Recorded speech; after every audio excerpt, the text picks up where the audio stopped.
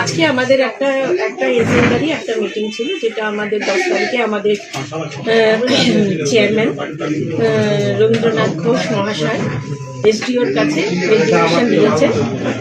তো সেই রেজিগনেশন পরিপ্রেক্ষিতে আমাদের একটা আজকে মিটিং করা হয়েছে। সেই মিটিংয়ে আমাদের একটা এজেন্ডা, ওনার উনি যেটা সই করে এসডিওকে দিয়েছেন, এটা আমরা বোর্ড অফ কাউন্সিলের তরফ থেকে এটা অ্যাকসেপ্ট করলাম এবং অ্যাক্টিং চেয়ারম্যান হিসেবে 7 দিনের জন্য আমাকে দায়িত্ব দেওয়া হলো।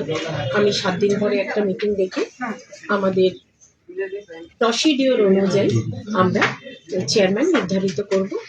সেটা ডেট আজকে আমরা করে নিয়েছি 21 তারিখে আমরা 12টার সময় আমরা নতুন চেয়ারম্যান আমরা ডিসিশন যেটা আমাদের যেরকম হবে। দেখুন, এই মুহূর্তে আমি সেটার নাম বলতে পারছি না, তার কারণ হচ্ছে সম্ভব না। আমাদের দল যাকে দেবেন বা যার নাম আমাদের কাছে পাঠাবে তাকেই আমরা চেয়ারম্যান হিসাবে গ্রহণ করব। তার কারণ হচ্ছে আমরা প্রত্যেকেই দলের সৈনিক, আমাদের যেভাবে আমাদের কাছে খবর আসবে সেইভাবেই আমরা চেয়ারম্যান নির্ধারিত। শোনা যাচ্ছে চেয়ারম্যান দৌড়ে এগিয়ে রয়েছে দিলীপ সাহা, পুরনো তৃণমূল কাউন্সিলর, তাকে কি প্রাধান্য দেওয়া হচ্ছে? সেটা তো ঠিক কথাই, উনি দৌড়ে এগিয়ে আছেন।